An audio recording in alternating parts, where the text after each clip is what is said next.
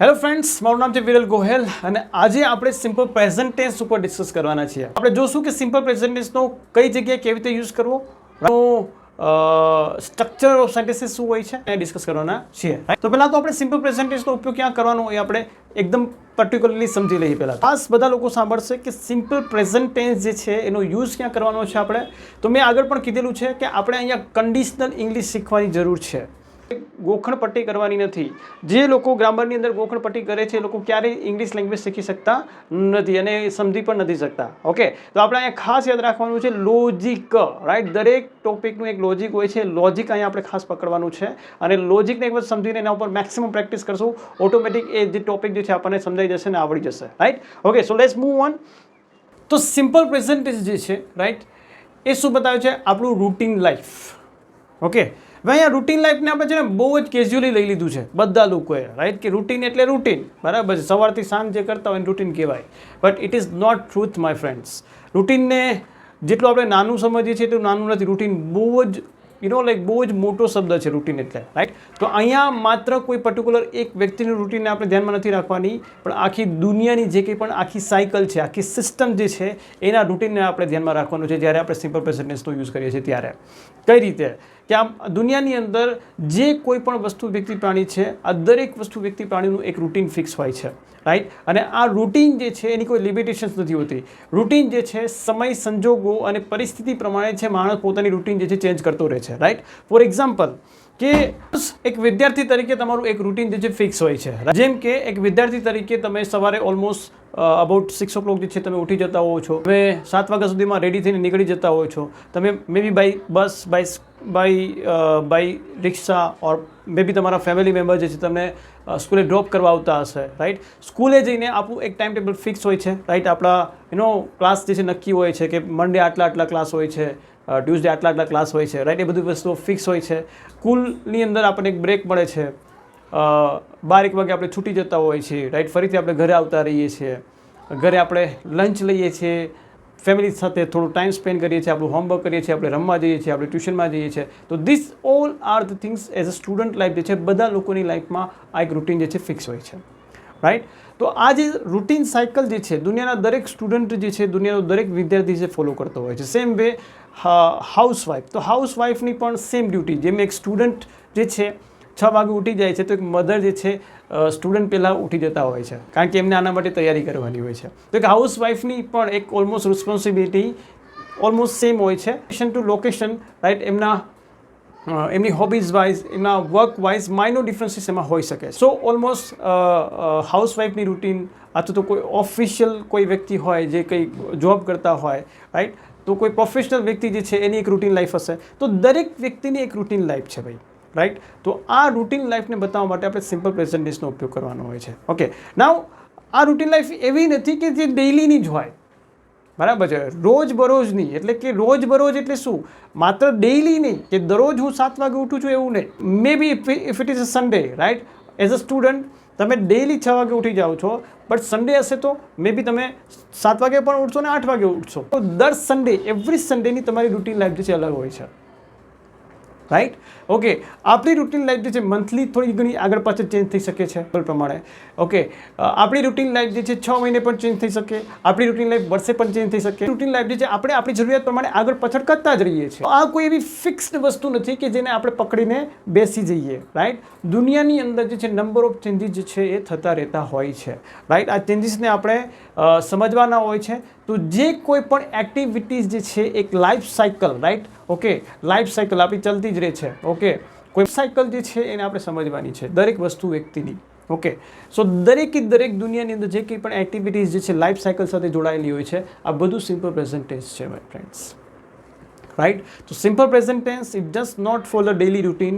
Simple present tense is from the beginning of the life and to the end of the life, right. Life ની શરૂઆતથી લાઈફના અંત સુધી જે છે simple present tense જે છે એનો ઉપયોગ થતો હોય છે, રાઈટ. તો આ ટેન્સ જે છે આટલો આપણને અઘરો શા માટે લાગે છે? અઘરો એટલા માટે લાગે છે કે પહેલાં તો આપણે એક શબ્દ જે છે રૂટીન, તો રૂટીનને માત્ર રૂટીન સુધી સીમિત કરી દીધેલું છે, રાઈટ. એનાથી બહાર આપણે નીકળવાની કોશિશ કરતા નથી, રાઈટ. તો આ રૂટીન શબ્દ જે છે એનીથી બહાર નીકળો કે રૂટીન સિવાય બીજું ઘણું બધું એવું છે કે જે લાઈફ સાયકલ સાથે જોડાયેલું છે અને એ બધી એક્ટિવિટીઝ જે છે એ સિમ્પલ પ્રેઝન્ટ ટેન્સની અંદર આવે. તો કોઈ પણ એવી ક્રિયાઓ કે જે તમે ડેઇલી કરો છો એ સિમ્પલ પ્રેઝન્ટ ટેન્સ છે. કોઈ પણ એવી ક્રિયાઓ કે જે તમે વીકમાં કરો છો તો એ પણ સિમ્પલ પ્રેઝન્ટ ટેન્સ છે. કોઈ પણ એવી ક્રિયા કે જે તમે મંથલી કરો છો, રાઈટ. ઓકે, મંથમાં એક વખત હું મંદિરે જાઉં જ છું, રાઈટ. એક વખત મંદિરે જાઉં છું, ક્યારે જાઉં છું નક્કી નથી પણ જાઉં છું, that is a fix. Okay, અને નથી જતા તો કોઈ તમારો દંડ નથી કરી લેવાના, પણ એ તમારું એક છે. તમને કોઈ પૂછે મંદિર જાઓ છો, હા ભાઈ મહિને એક વખત જાઉં છું, તો એ રૂટીન છે, રાઈટ. કોઈ ક્રિયા તમે 2 મહિને એક વખત કરતા હોય, કોઈ ક્રિયા તમે 3 મહિને કરતા હોય, કોઈ ક્રિયા તમે 4 મહિને એક વખત કરતા હોય, રાઈટ. ઓકે, વેકેશનમાં હું મામાના ઘરે જાઉં છું, રાઈટ. વેકેશન છે ત્યારે મામાના ઘરે જાઉં છું, બાકી આખું વર્ષ જતો નથી. જઈ આવશું તો કોઈ દંડ નથી કરવાનું. ઓકે, કોઈ પ્રસંગ હોય તો જ મામાના ઘરે જાઉં છું, બાકી નથી જતો. પ્રસંગ હોય તો જ જાઉં છું, બાકી નથી જતો. પ્રસંગ જ્યારે પ્રસંગ આવશે, it is a part of routine. Okay, so પ્રસંગ કોઈ પણ લાઈક વર્ષે હોય, 2 વર્ષે હોય તો 2 વર્ષે જશું, 3 વર્ષે જશું, બટ પ્રસંગ હોય તો જવાનું, બાકી નથી જતા. તો કોઈ પણ એવી એક્ટિવિટીઝ છે કે જે તમે એક સાયકલથી સાયકલ થ્રુ આપણી ચાલતી હોય છે, રાઈટ, કે એ રૂટીન આપણું ફિક્સ છે. એ બધી એક્ટિવિટીઝ માટે આપણે જે છે સિમ્પલ પ્રેઝન્ટ ટેન્સનો યુઝ કરવાનો હોય છે. દર 4 વર્ષે જે છે, દર 4 વર્ષે ચૂંટણી થતી હોય છે, ઇલેક્શન્સ થતા હોય છે, તો it is a routine. Bihari Vajpayee જે છે આપણા PM, રાઈટ, જેમનું બર્થડે જે છે 29 ફેબ છે, તો દર 4 વર્ષે એમનો બર્થડે આવે છે, રાઈટ. તો ઘણા મહાનુભાવો એવા છે કે જેનો બર્થડે જે છે દર 4 વર્ષે આવતો હોય છે, તો એ દર 4 વર્ષે પોતાનો બર્થડે ઉજવે છે. આપણે દર વર્ષે ઉજવીએ છીએ. તો this is the routine, my friends. Routine શબ્દ જે છે એને સમજો. So this is the condition of simple present tense. આ સિમ્પલ પ્રેઝન્ટ ટેન્સની કન્ડિશન છે. ઓકે, તો આ કન્ડિશનને મગજમાં સેટ કરો. ઓકે, નાવ હવે આ કન્ડિશનને હજુ થોડી સિમ્પ્લિફાય કરવી હોય તો કઈ રીતે કરી શકીએ? તો નોટ ડાઉન કરું કે તમે એવી કઈ એક્ટિવિટીઝ છે કે તમે ઓલવેઝ હંમેશા કરો છો. કઈ એક્ટિવિટીઝ છે કે તમે હંમેશા કરો છો? Always, right. I always go out of station by bus. હું હંમેશા આઉટ ઓફ સ્ટેશન જ્યારે મારે જવાનું હોય છે ત્યારે બસમાં જ જાઉં છું, રાઈટ. બીજું કોઈ વ્હીકલ હું લેતો નથી, હંમેશા બસમાં હું જતો હોઉં છું, right. I always speak true. હું હંમેશા સત્ય બોલું છું, રાઈટ. તો આઈ ઓલવેઝ. તો જે કોઈ પણ એક્ટિવિટીઝ આપણે ઓલવેઝ, જ્યાં હંમેશા શબ્દ આવે, રાઈટ, એ સિમ્પલ પ્રેઝન્ટ ટેન્સ છે. જ્યાં ડેઇલી શબ્દ આવે એ સિમ્પલ પ્રેઝન્ટ ટેન્સ છે. જ્યાં એવરી ડે શબ્દ આવે એ સિમ્પલ પ્રેઝન્ટ ટેન્સ છે. જ્યાં એવરી શબ્દ આવે, every month, every year, okay, every year, okay.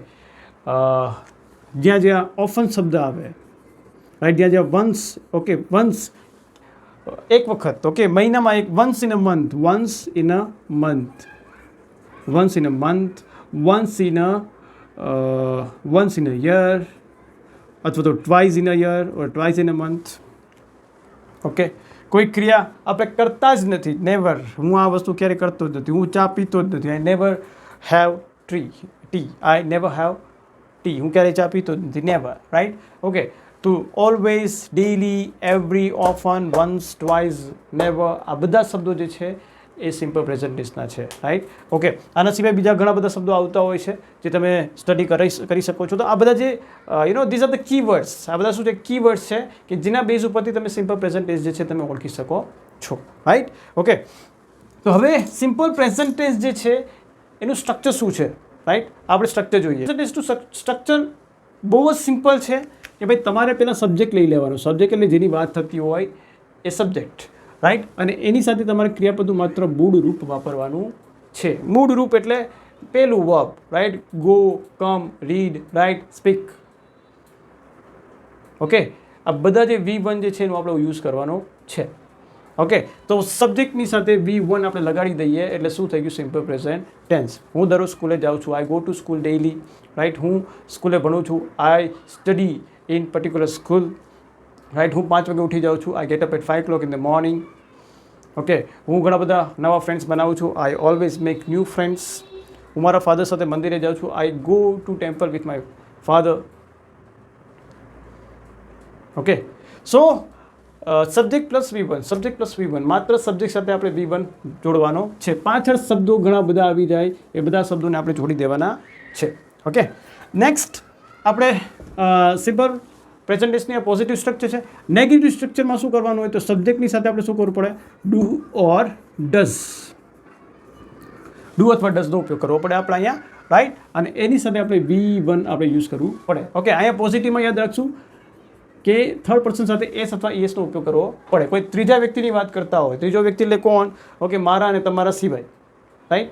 Okay, તમે મને જોવો છો તો યુ અને આઈ અને યુ, બરાબર છે. આપણે કોઈ ત્રીજા વ્યક્તિની વાત કરીએ, ઓકે, તમારા ફાધર, તમારા mother, okay, Narendra Modi, right.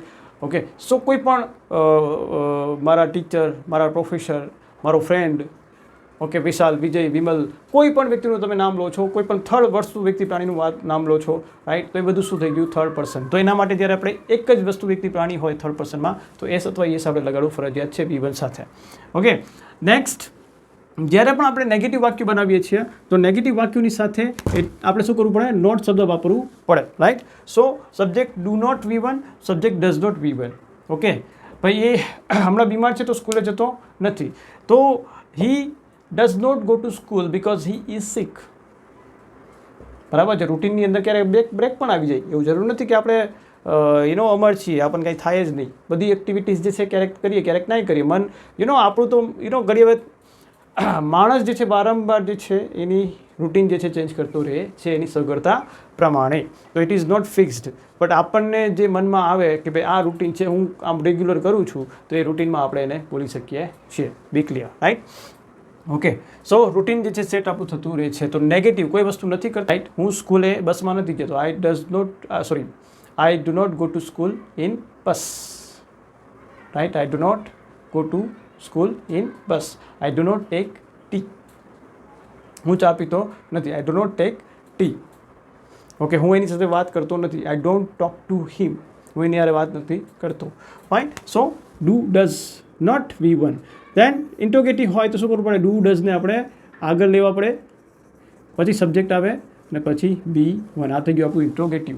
Okay, so positive, negative and interrogative. ઇન્ટ્રોગેટિવમાં યાદ રાખશું ડુ ડઝનો ઉપયોગ આપણે ક્યાં કરવાનો છે, આગળ, સબ્જેક્ટની આગળ આપણે યુઝ કરવો પડે, રાઈટ. તમે સ્કૂલે જાઓ છો, do you go to school, right. તમે ઇંગ્લિશ બોલો છો, do you speak in English, right. તમે ઇંગ્લિશમાં વિચારો છો, do you think in English. તો જે વસ્તુ આપણે કોઈને પ્રશ્ન પૂછવો છે તો ડુ ડઝ જે છે આપણે આગળ કરવું પડે. વિશાલ જે છે સ્કૂલે જાય છે, does Vishal go to school, does Vishal go to school, right. Tushar જે છે ઓફિસ પર વ્યવસ્થિત કામ કરે છે, does Tushar work properly in the office, right. તો જે ક્રિયામાં આપણે ક્વેશ્ચન પૂછવું હોય તો એમાં ડુ ડઝનો ઉપયોગ આપણે ક્યાં કરવો પડશે, વાક્યની આગળ, સબ્જેક્ટની આગળ આપણે ડુ ડઝનો ઉપયોગ ક્યાં કરવો પડે છે. ઓકે, સો હોપફુલી બધા લોકોને સિમ્પલ પ્રેઝન્ટ ટેન્સ ક્લિયર થઈ ગયો હશે. Okay, if there any question guys please કોમેન્ટમાં જણાવો. તમારા કોઈ પણ ક્વેશ્ચન હશે એના આન્સર જે છે I will give you in your comments. Fine. Thank you very much guys. Thanks.